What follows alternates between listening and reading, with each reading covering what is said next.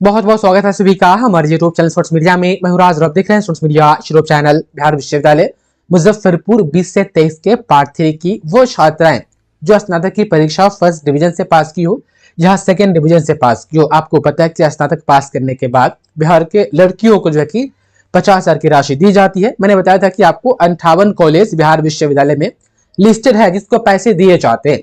तो वो 58 कॉलेज में से आपका जो है कि कोई कॉलेज ऐसा है जहां से आपने स्नातक की परीक्षा पास की है तो आप 100% श्योर रहे। हो सकता है कि आपका जब आवेदन स्टार्ट होगा तो उस वक्त कुछ कॉलेज और भी ऐड हो, लेकिन वर्तमान में जो 58 कॉलेज है लगभग वो फिक्स है। ठीक, कुछ एक्स्ट्रा ऐड हो सकता है वो अलग बात है। लिस्ट किस तरीके से चेक करना है मैंने आपको बता दिया था। अभी भी आपने चेक नहीं किया है तो डिस्क्रिप्शन में उस पोस्ट का लिंक है, आप जा करके चेक कर सकते हैं। तो वो फिक्स है, लेकिन कुछ एक्स्ट्रा भी ऐड हो सकता है जब आपका कुछ एक्स्ट्रा कॉलेज के नाम जब आपका आवेदन स्टार्ट होगा। तो उसके बाद से बहुत सारे सवाल ये आ रहे थे कि सर शादीशुदा को मिलेगा कि नहीं मिलेगा।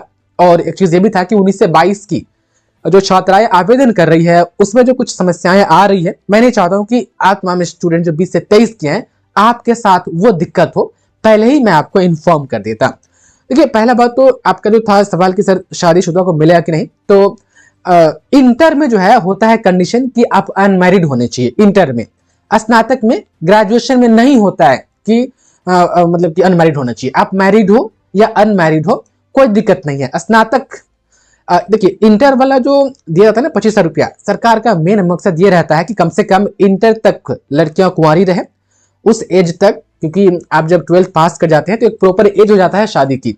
इसी बहाने कम से कम इंटर तक वो कुंवारी रहे, इंटर की परीक्षा पास करे, उसके बाद शादी ब्याह वगैरह करे, एक सही एज आ जाता है। तो सरकार का मेन मकसद यही रहता है कम से कम +2 तक जो है कि सिंगल ही रहे तो बेहतर है। वो शारीरिक हिसाब से हो या एज के हिसाब से सरकार अपना मापदंड तय करती है। इसलिए सरकार 25,000 रुपये जो है कि उसके लिए सिस्टम ला दी कि कम से कम आप इंटर की परीक्षा पास करते हैं और कुंवारी लड़की है तो आपको 25,000 रुपये दिया जाएगा। स्नातक में वैसा नहीं है। स्नातक में सरकार का मेन मोटो है कि आप शादीशुदा हो या ना हो, आपके पास हायर डिग्री होनी चाहिए, उच्च स्तरीय शिक्षा आपके पास होना चाहिए। सरकार का मेन मकसद ये है कि आप स्नातक करें, इसलिए ताकि आपके पास एक उच्च स्तरीय शिक्षा आपके पास हो। आप शादी करें या ना करें, स्नातक में कोई दिक्कत नहीं होता। लेकिन यूनिवर्सिटी में क्या हो रहा है कि वैसी छात्राएं जिनके आधार कार्ड पर जो है कि हस्बैंड का नाम है, आवासीय पर हस्बैंड का नाम है, उनका जो है कि वहां पर एक्सेप्ट नहीं किया जा रहा है।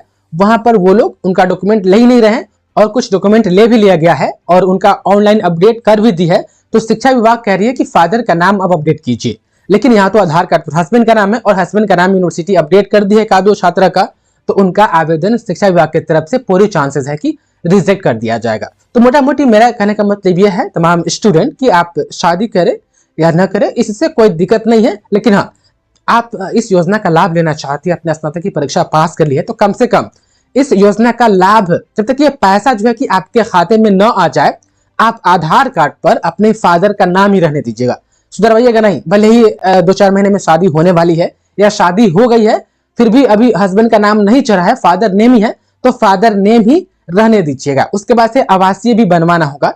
हम बताएंगे कि कौन कौन से डॉक्यूमेंट आपको तैयार रखना है, नेक्स्ट वीडियो में हम बताएंगे। आवासीय बनवाइएगा ना, तो आवासीय पर शादी हो भी गई है तो आवासीय अपने मायके का बनवाइएगा। बिहार में ही आपका मायके होना चाहिए, यह भी एकदम है कि बिहार के निवासी होने चाहिए। तो अपने मायके का आवासीय बनवा करके और उस पर हस्बैंड का नाम नहीं दिलवाइएगा। शादी नहीं हुई तो कोई दिक्कत नहीं है, फादर का नाम तो ऑटोमेटिक रहेगा ही आधार कार्ड पर, आवासीय पर रहेगा ही। लेकिन अब आवासीय जो बनता है, आपको पता है ना कि शादीशुदा लड़कियों के लिए कि फादर के नेम, मदर के नेम होने के साथ साथ हस्बैंड का नाम का भी वहां पर ऑप्शन आ जाता है। तो आपकी शादी हो भी गई है तो 2 चीज ख्याल रखना है, पैसा मिलने तक फादर का नाम चेंज नहीं करवाना है, वही रहने देना है। और आवासीय आप बनवाएंगे तो आवासीय में हस्बैंड का नाम जो है कि नहीं डालना है, अपडेट नहीं करना है। क्योंकि यदि हस्बैंड का नाम वहां पर वेबसाइट पर अपडेट हो जाएगा तो पूरी चांसेस है कि वो रिजेक्ट हो जाएगा, क्योंकि खाता नंबर में भी चेक करेगा कि फादर का नाम क्या है, आवासीय में चेक करे, आधार कार्ड में चेक करे, कहीं भी हल्का भी मिसमैच वगैरह हुआ तो फिर ये दिक्कत आपको आ सकती है, आवेदन आपका रिजेक्ट हो सकता है। तो इस वीडियो को बनाने का मेरा मेन मकसद यही था कि आधार कार्ड पर और आवासीय पर फादर नेम ही रहने दे तब तक के जब तक के पैसे न मिल जाते हैं तमाम छात्र छात्राएं।